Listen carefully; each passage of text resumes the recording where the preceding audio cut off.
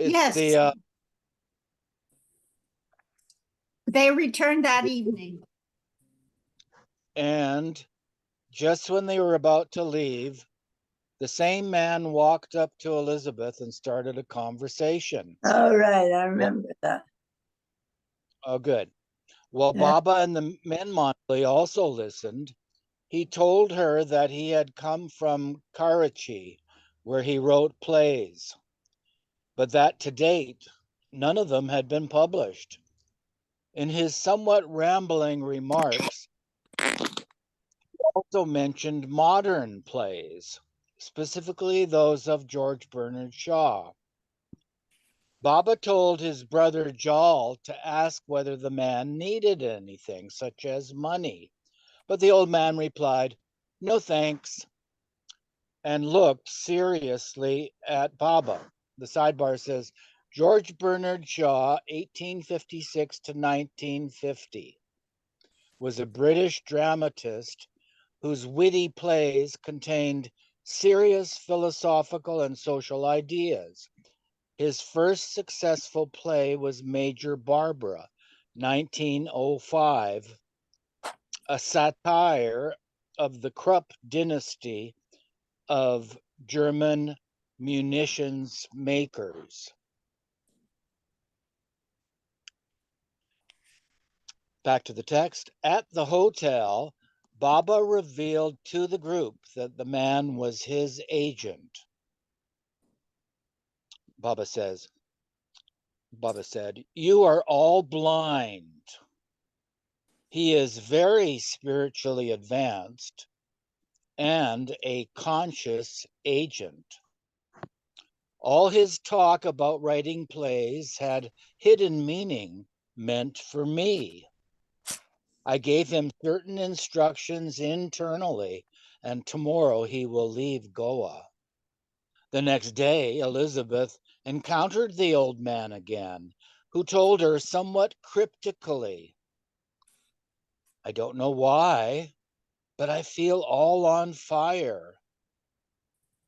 Although I intended to stay in Goa for some months, I have to leave at once for a cold country in the north." Later, when Elizabeth narrated this strange meeting to Baba, he remarked that as she had been the first to meet the old man, she must also be the last before he left. That same day, 9 April 1940, they heard that Germany had invaded Denmark and Norway, cold countries to the north. Mm. Narina too had an encounter in Goa with one of Baba's agents, but hers was with a Christian Mastani who had the appearance of an Amazon, a warrior woman. Wow, that must have been something. Norina and Kakabaria had been instructed to bring her to Baba. Unlike others, this Mastani was not found sitting on the street, dressed in rags, but striding along the highway in a black chiffon blouse and a long pleated skirt with bobbed hair. Baba saw her from the balcony and remarked that she, quote, held the key to the spiritual affairs of Goa, end quote. Wow, that's the first Christian Mastani or must that we've heard of.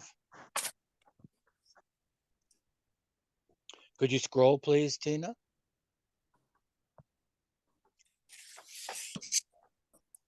It was summertime and warm in Goa, but they did not go to the seashore. They did, however, see a film, Gopal Krishna, about Lord Krishna's mischievous childhood. Goan cuisine is famous throughout the country, especially for its curries. and Baba permitted them to sample some. Mehera, Mani, and a few others ate their meals on a terrace with Baba. Once a tasty dessert was served, and Mani liked it so much that she collected the leftover syrup from everyone's plate and drank it. Then, for some reason, she fell asleep for a full hour. Later, they discovered that the syrup was made with wine, and Mani had overindulged. The old hotel where they stayed was comfortable, but Dolly came running to their rooms one day shouting. Someone in the room above hers was taking a bath, and the water was leaking through the ceiling. On the morning of 15 April, they left Goa to travel north at a leisurely pace. They stayed at the Kanapur dock bungalow and the next morning left for Amboli, a quiet mountain resort where they went sightseeing to a temple, a fort, and different lookout points. The Maharani of Savantwadi visited Baba one day, requesting help for her mentally unbalanced daughter. Being summer, it was mango season, and the area is known for its scrumptious varieties. Zilla's birthday was celebrated on 20 April with arti in the morning, and as a special treat, fresh homemade mango ice cream later in the day. The women extracted the pulp from the fruit and mixed it with sugar. Then one of the mandali turned a hand-cranked ice cream machine. Baba's original plan had been to travel to Ratnagiri on their way to Mahabaleshwar, but he now wondered if they should go to Ratnagiri after all, since it was so humid there. He decided to skip Ratnagiri and go directly to Mahabaleshwar, where it was cooler. Mehera and a few others rode in Elizabeth's car with Baba. The blue bus traveled behind them. It was relentlessly hot with soaring temperatures throughout the day. Once Baba suddenly stopped the car. The blue bus also stopped, and Baba instructed everyone to get down. Mani recalled, "We stumbled out. For a few seconds, Baba pointed out the scene. 'Isn't it lovely?' he remarked. 'Beautiful.' He was trying our patience. 1 minute later, 'Get back in the bus. The bus has to start in 1 minute. Chalo, quick.' The Maharani of Savantwadi had invited them to visit, so they stopped at her palatial bungalow in Belgaum for the night. Baba took them to see the spot that had been chosen for his center there. They drove on to Sakharpa, where they stayed from 23 to 26 April, before going to Mahabaleshwar. On the way, it was again unbearably warm. The hot wind was blowing in our faces, Mehera related. We arrived at Mahabaleshwar from the backside, hoping it would be a nice place. Baba took us to a nice hotel, the Granville on Raceview Road, with rooms with adjoining bathrooms. He told us to wash quickly as the food was coming. It was a nice Parsi hotel. We changed quickly and waited for the food. We were so hungry.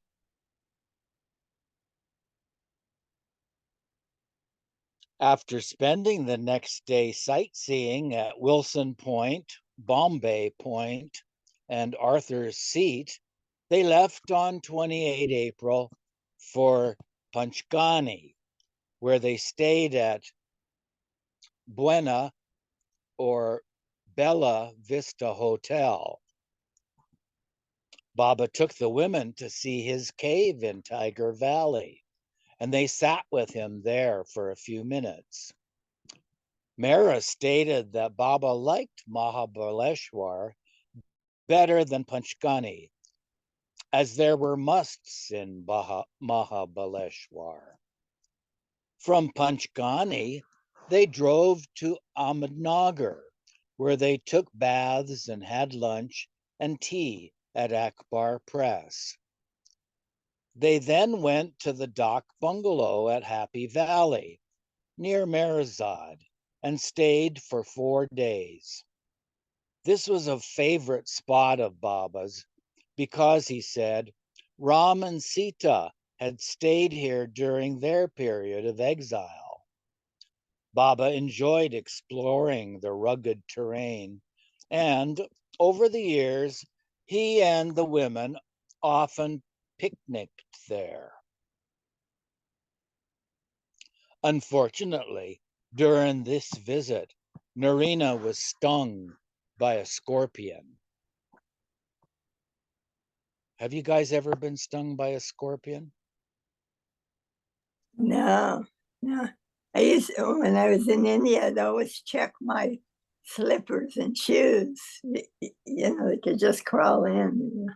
Yeah. How it compares with a wasp or a bee. Oh my God. I imagine I they're heard big. it's terrible pain. Yeah. They drove back to Meherabad on Friday, 3 May. On the way through Ahmednagar, they stopped at Sarosh Cinema, where a special showing of The Wizard of Oz had been arranged for the group. Baba liked the movie, and in later years, when his hip or leg was paining, he gestured in a humorous way that he should be given a few drops of oil, like the Tin Man, to ease his joint pain. While they were still at Happy Valley, Baba learned on 1 May that one of his earliest mandali, Boa Saheb, had been killed in a freak motorcycle accident in Pune. A car had sped out of a side street and struck him. Boa Saheb's head hit the pavement and he died instantaneously. It was perhaps a harbinger of things to come. Oh yes, the sidebar refers to the previous paragraph. Sometimes when Naja complained of pain in her knees, Baba made the same gesture to her as if squirting oil in them. On 1 May, Hitler had given the first order for his surprise attack on the West. And though the starting date was delayed by Hitler's jitters and the weather until 10 May, the attack, when it came, would be noted for its lightning speed, brutality, and mechanization. After Nani died in Bangalore, Baba had predicted that 2 or more of his close mandali would die before the war ended. Boa Saheb was the first. Next reader, please. We'll look at some pictures. That is the side view. Uh, Says Republica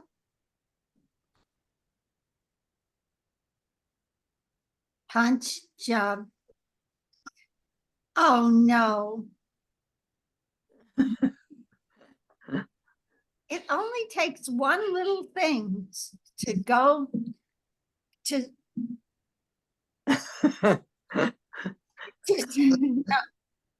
to do something bad.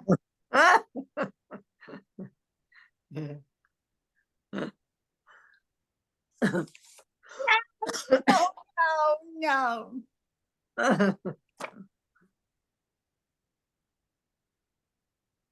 Okay, Republica, Punch Jim, Goa, Kakabaria, unloading beddings from the blue bus. So we're in 1940.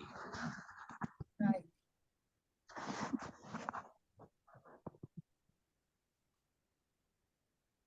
All these pictures are on the side.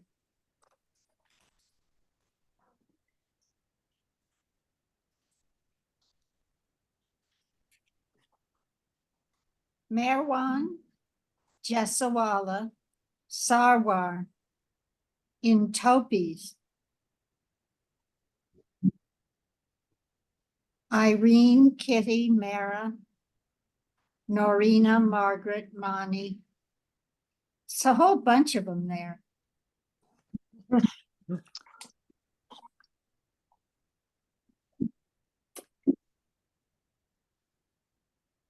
There's one that's right side up, and it's just of one person. Colonel Irani. Who is this British officer? Oh, Gulma. it's Gulma. She's The home front. You want to take over, Rosalie? yeah. After covering more than 1,000 miles in 1 month, when they reached Meherabad, Meher Baba asked, "Isn't this the best place of all?"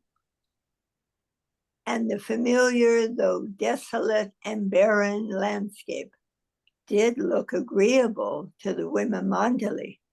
They were glad to be home. While the women were on their journey with Baba, the men Mandali had returned to Meherabad from Bangalore with the Mad and Must ashram and the pet zoo, all loaded into a railroad car. 10 Mandali, 25 Mad and Must, a gazelle, a peacock, a lamb, a white rabbit, some geese, 5 dogs, 3 monkeys, an assortment of pet birds. Nutty and Gutty, the 2 pet pigs, had been left behind with a farmer who had promised not to slaughter them. At Meherabad, a new Must ashram was established in the former maternity hospital on the hill. On 10 May 1940, Germany invaded neutral Belgium, Luxembourg, Holland, and France. On 1st June, to concentrate on the war, Baba went into seclusion for 10 days with the Must. And Don described Baba's schedule during this intense period. During the first few days, Baba came to bathe the Must at 5:30 a.m., which for Baba is quite a useful hour to set about his work. And it is true that he adhered to this schedule for about a week. Thereafter, however, without previous warning, he began to come earlier each day and eventually settled down to a period of arriving at midnight to start the morning's work.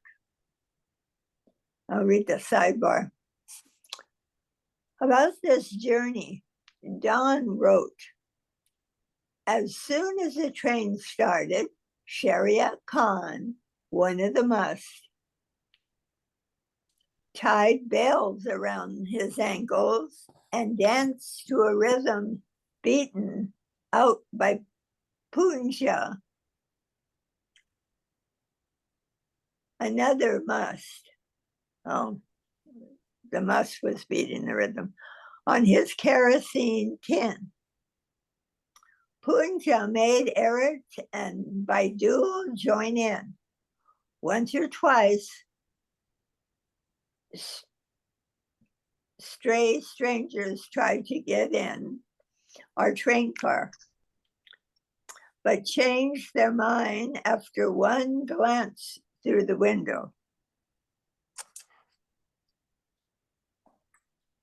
Working principally with Chati Baba, who had a deep connection with France, Baba followed events closely, as reported by the newspapers, and even kept an atlas by his side.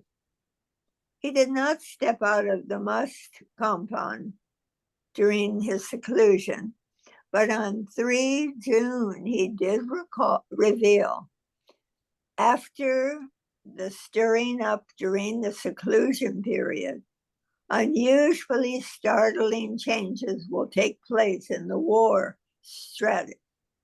situation.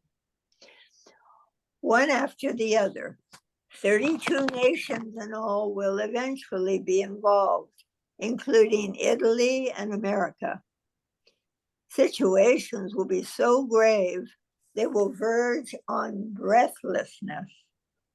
All of a sudden, unexpected developments will take place, which will be the turning points.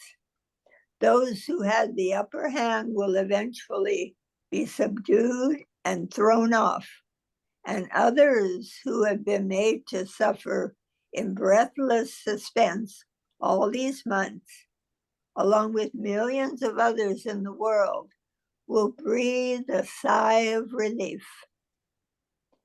Later the same day, Baba issued a message in which he stated,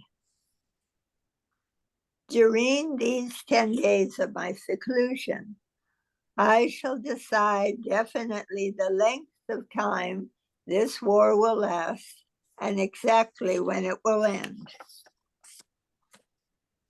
The French government abandoned Paris on 10 June, and France collapsed into the traitorous Vichy regime.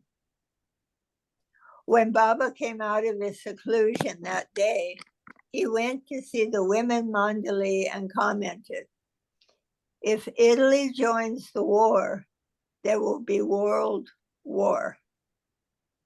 There will be utter destruction and chaos, just as I want. Then people will feel the hollowness, the emptiness of it all, and turn to God. Since I am in India, India will suffer a great deal also. That same day, Italy did, in fact, declare war on England and France. The next day, Baba told the women, now Turkey has to join, and then everything will go as I planned. So if Turkey joins, cook rava to celebrate. There has never been such a war and never will be another like it. But when this is over, peace will reign for 400 years. Wow. From this, From this mass destruction, I will build life anew and quite different from now, much happier, better, All who die in this war will take form again and enjoy this peace. He added, be ready to leave Meherabad in 25 days. Besides directing the women's attention to the war, one day, Baba took Mehera and the other women to the mast ashram. He pointed out Phoolwala and Chati Baba, and Mehera remembered another, Shariat Khan, the one who kept bells on his ankles and toes. He was a happy mast who danced for Baba. Baba loved the musts so much, Mani explained, because their longing was born out of love for God. It was not a bargain. In other words, loving Baba as if he were a rich uncle who will leave you his treasure, not for something in return, not a calculated thing. Musts cannot do anything but love, like moth to a flame. The must is not longing to receive, but to give.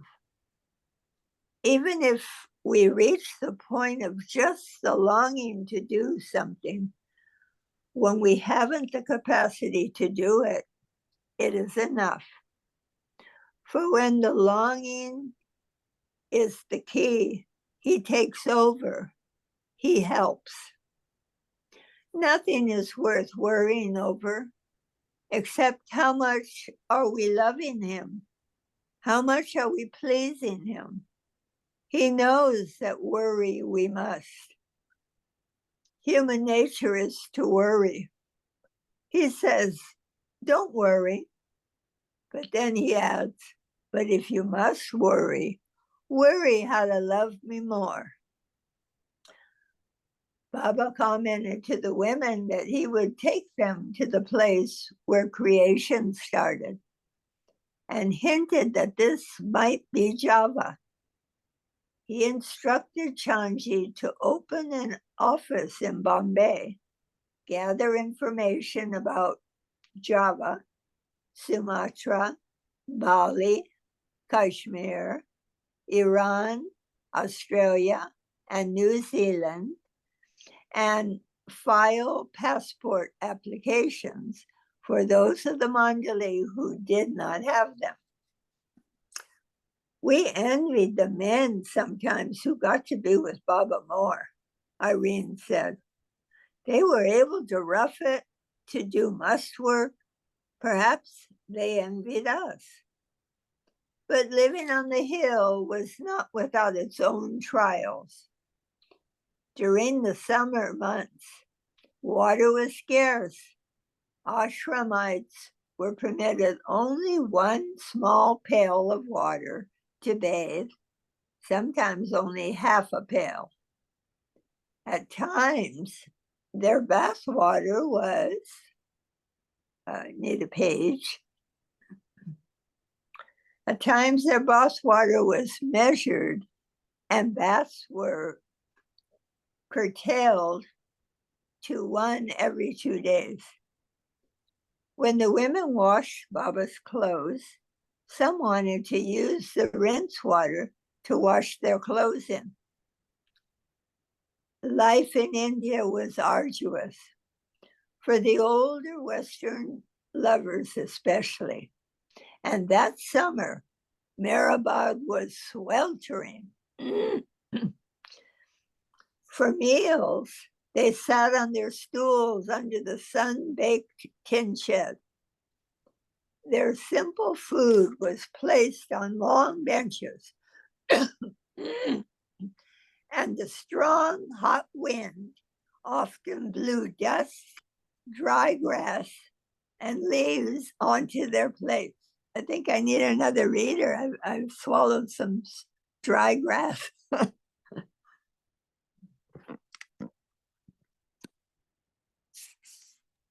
Eva, can you take over? Sure. Where do I start? Oh, life in India. Life in India was arduous. For the older Western lovers, especially. And that summer, Meherabad was sweltering. For meals, they sat on their stools under the sun-baked tin shed. Their simple food was placed on long benches, and the strong hot wind often blew dust, dry grass, and leaves onto their plates. Occasionally, they went with Baba to films at the Sarosh Cinema.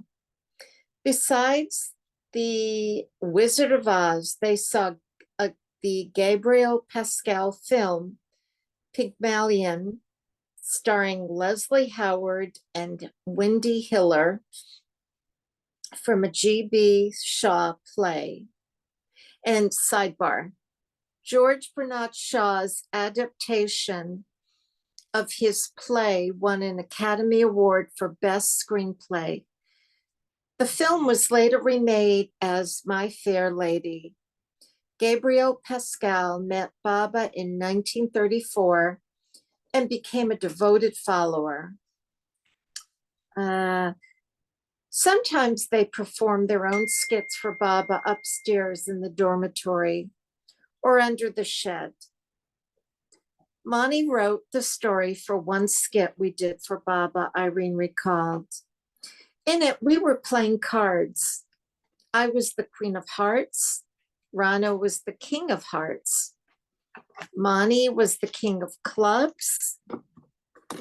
And she was at war with the King of Hearts. Mansari, Mansari was a joker. Rano made stiff cardboard playing card costumes with the back and front and cardboard curls for hair. We were like robots, so mechanical.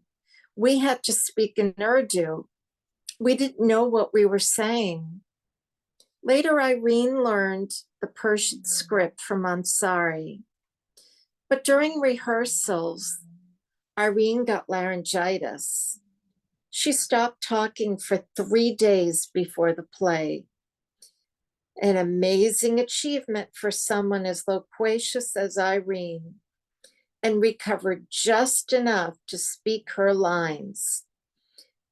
Irene had no sense of humor when she came to India, Mani noted, as Irene was a stolid Swiss, no-nonsense kind of person.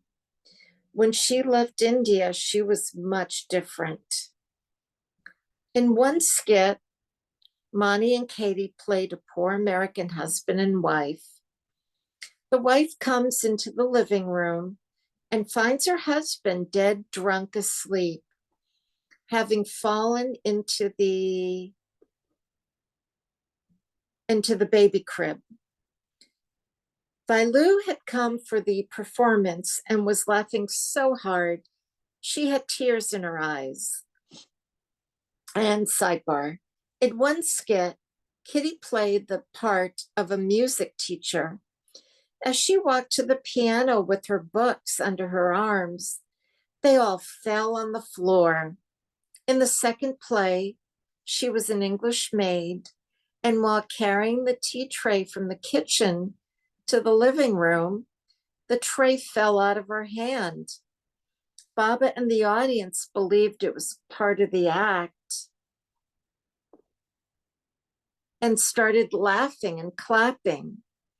Another humorous skit they performed for Baba took place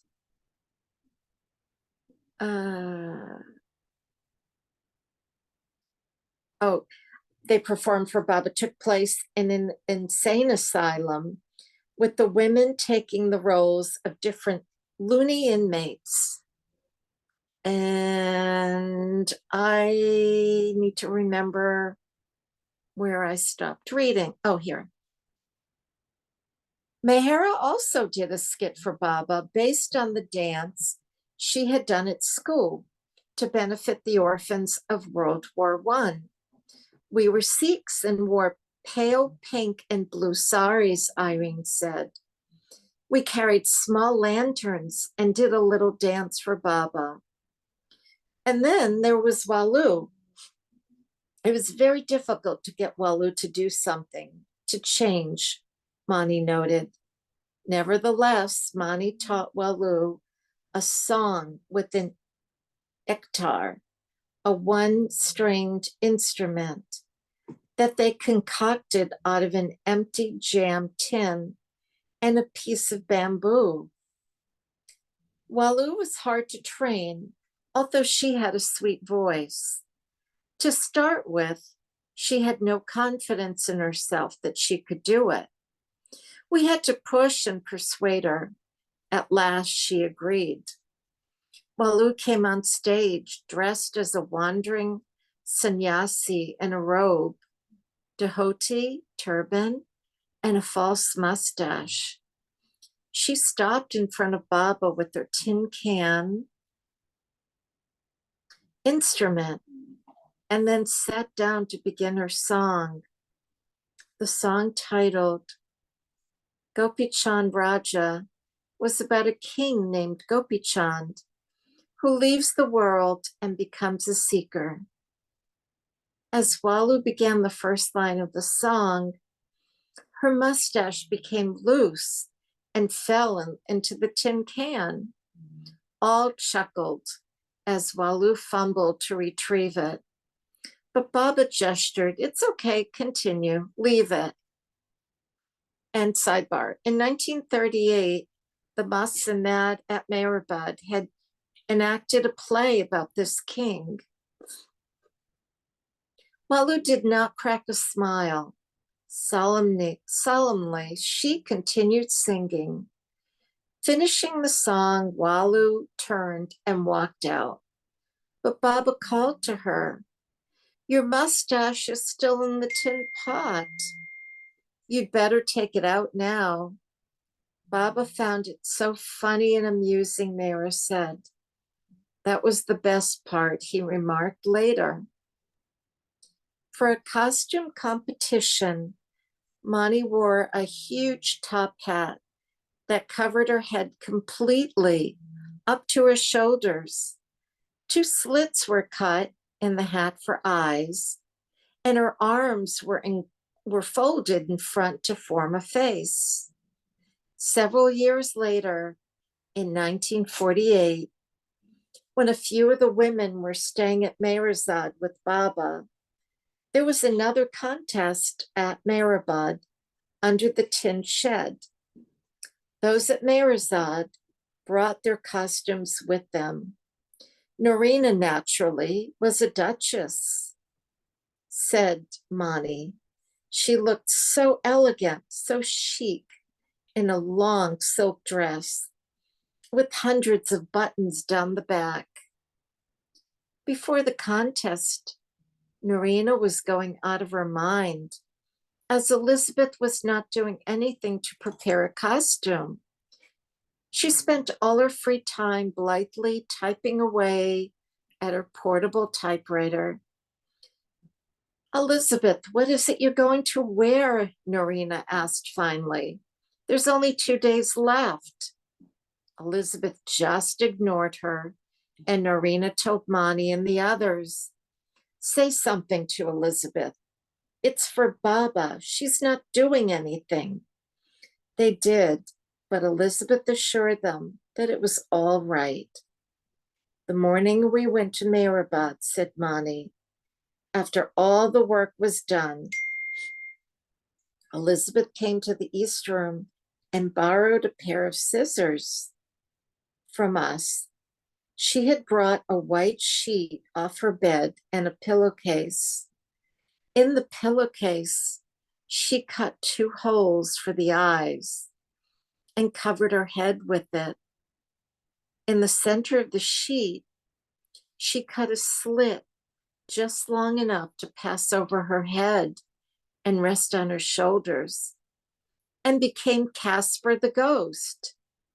Norina was really mad. "Why didn't you tell me?" she demanded. Baba called Norina and Elizabeth twins, but there was a vast difference in their temperaments. Elizabeth was calm and deliberate and took her time over things. Norina was quick about everything. Baba wants all, your weaknesses and strengths, Mani continued. Norina was such an elegant, beautiful lady. She was very happy when her title, princess, was used to serve any work for Baba's cause. Otherwise, she would not have kept it. She had so much charm, so much fire. And sidebar, Mani added, in the ashram, you didn't throw things away. We kept the sheet Elizabeth had cut and sewed it back together. Whenever Baba came to the women's side, no matter where we were, Norina would run to him, tuck her arm in his, and whisper something in his ear, some joke or something between them. Baba would chuckle. They would laugh together. It was beautiful to watch.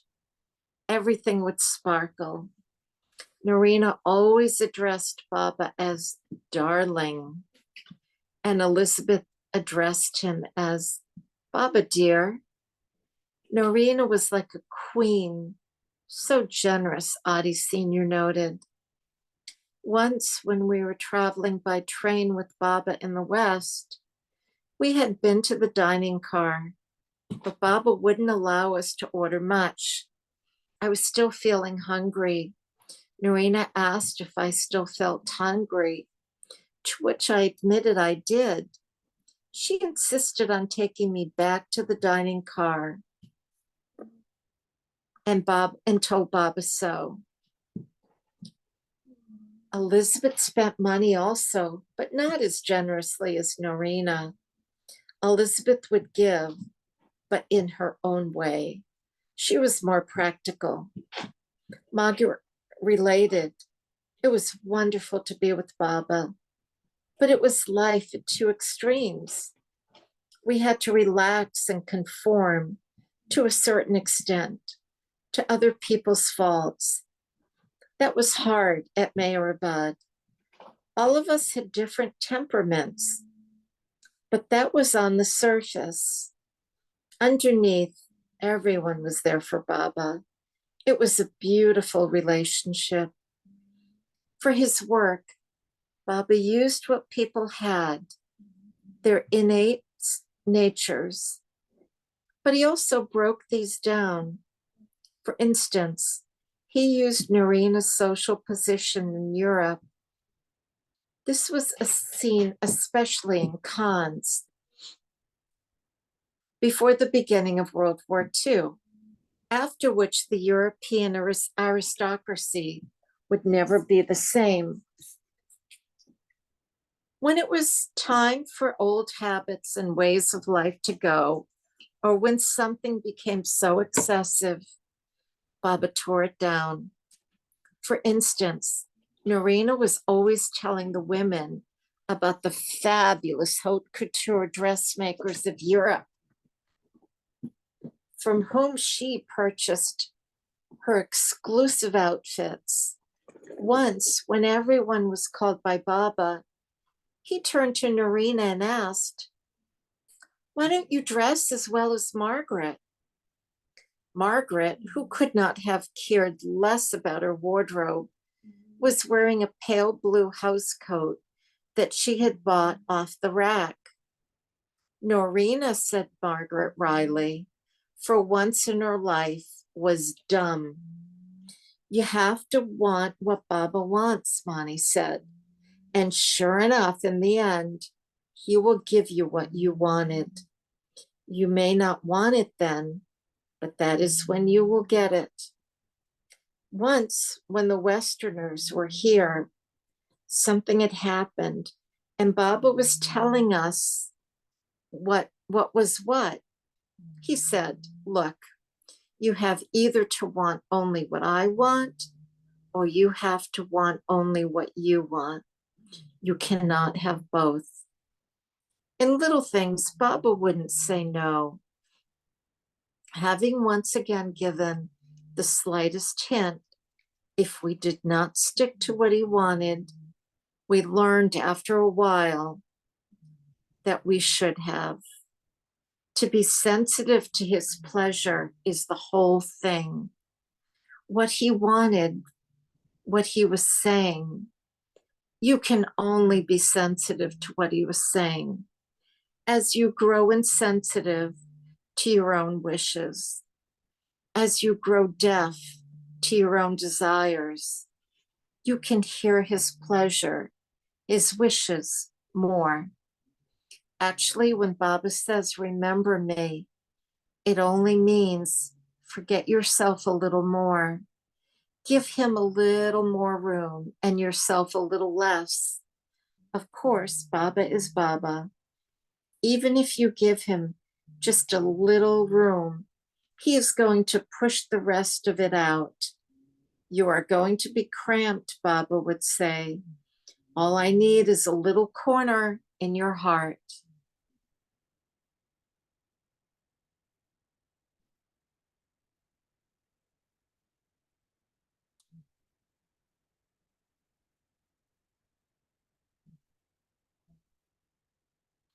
You will say, of course, a little corner.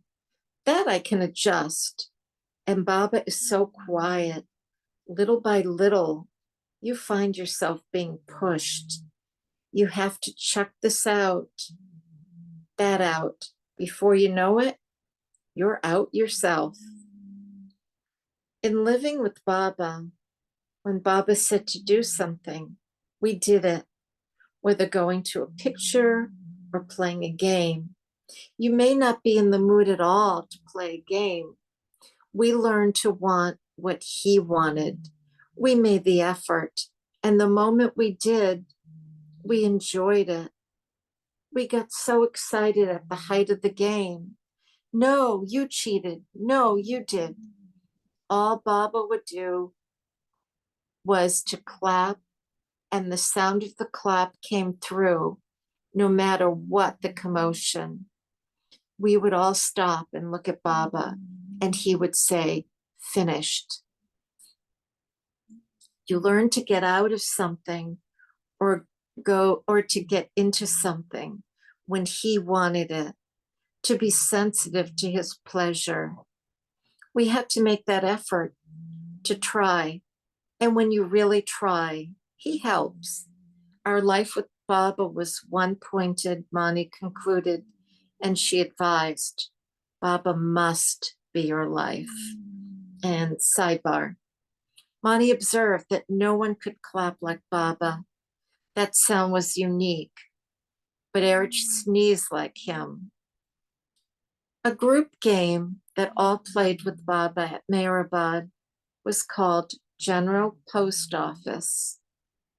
Each took the name of a different town, such as Rahuri, Ahmednagar, Nasik, and so on. One person was in the middle. That person called out two towns.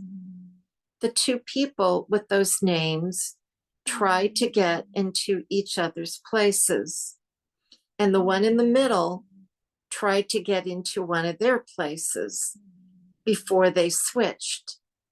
If the leader shouted, General Post Office, everyone had to change places. Another game, known in America as red light, green light, was called London. One person turned her back and spelled London, either quickly or slowly. If she finished spelling it, whipped around, and saw someone moving, that person had to stand at the front with her back to the rest. Since Baba was silent and could not say the letters, he counted 1, 2, 3, till 6 by holding up his fingers and then turning around. Besides badminton, volleyball, 7 tiles, and cricket, the women also played baseball once with Baba. While playing catch, Baba loved to trick them and threw the ball in different directions, admonishing Naja to catch properly. Although they enjoyed these games, Meher said, you never got so involved with the game that you forgot you were playing with Baba. A ping pong table had been kept on the hill during the days of the Prem ashram, but it had been removed when the ashram was disbanded. From Cannes, a sturdy ping pong table had been brought back and was used on the hill before it was sold for the new life. Baba loved table tennis and invited Mehera to play with him. When they started, Mehera said, Baba, I can't take smashes. Baba said, no, I won't smash it. We'll play gently. 2 or 3 times the ball went back and forth, and Mehera returned in each time. But then Baba began hitting a bit faster and with more spin. Does someone else want to read, or should I keep going? I have noise here. If you can deal with it, I can read. Okay. We don't hear your noise, Tina, so Okay. it's hunky-dory. These shots she took also, but then he started smashing it. Mehera put down the paddle. Baba, I can't return your smashes. All right, he said, give your paddle to Mani. And she played for some time. Baba was very sweet, but naughty also, Mehera said with a smile. When we played games, he loved to cheat. He loved games, and he loved cheating also. He wanted to win every time. Baba never cheated at cricket, as he wanted a serious game. But at other times, especially at cards and gilli danda, he cheated left and right. We would shout, no, Baba, no, you're cheating. And Baba would say, well, we'll count again. He would count incorrectly, and we would have to give in. There was a lot of excitement, otherwise the game would have been too dull. The simplest things, simple games with Baba became so full, Mani reminisced, because of Baba's interest and the childlike joy with which he participated. Life with Baba was not easy, but it was fun. You wouldn't want to go, you wouldn't want to do anything, you wouldn't want anything more. Goher spent school holidays at Meherabad, and Meru and Nagu came twice a year during their Christmas and summer vacations. Either Chanji or Kakabaria was sent to Nasik to bring them by Ahmednagar, third-class train. Kaka loved to be the center of attention, Meru recalled. Always started some discussion or gave a spiritual discourse centered on Baba, getting everyone in the compartment to listen. At Meherabad, Baba relaxed and rested a short time in the afternoons in the East Room. During his rest hour, all, especially the children who were in the upstairs dormitory directly over the East Room, were ordered to be quiet and, if at all possible, to remain on their beddings. If there were some noise, Baba lined up the children and asked who made it. It was not always their fault, but they were invariably blamed. Finally, the children decided to lie on their bedding and watch the adults so that they could report to Baba who made the noise. The 3 Kotwal children were permitted to spend their holidays at Meherabad. That year, on May 28th, Baba performed Hila Kotwal and Nagu Irani's Navjot ceremony. He helped the 2 girls put on their sadras and tied the kusti himself. Sidebar: when Shireen Mai was living in Bombay in 1935, she had been a special guest at Naju Kotwal's Navjot. That's some kind of ceremony. In 1944, Baba also permitted Adi Kotwal's Navjot to be performed before him. Mansari's niece, Meher Desai, and Jangu had done theirs at that time as well. Baba handed them sadras and kustis, while someone else helped the children wear them. And Kaikabad recited their prayers. Though Baba had commented at this time, "This will be the last time I'm performing this ritual." He later agreed to do it for several other Zoroastrian followers. Hilla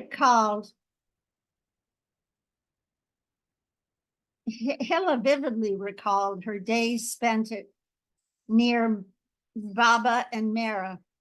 Even as a child, I remember being struck by Mehera's unique beauty. She was incredibly beautiful with long flowing hair. She was regal like a queen and very graceful and elegant, but with a childlike sweetness and humor and a calm gentleness about her too. We children gazed at her with the deepest respect, yet she was so approachable.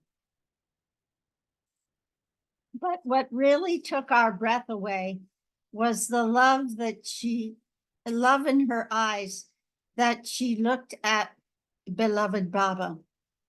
When she looked at beloved Baba, it was a privilege to see that divine love flowing between them.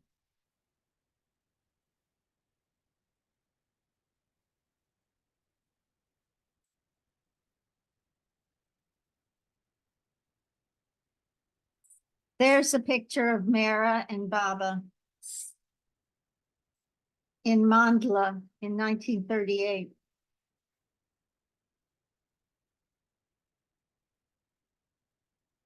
I think we'll stop here because we're out of time. Groovy. Marvy.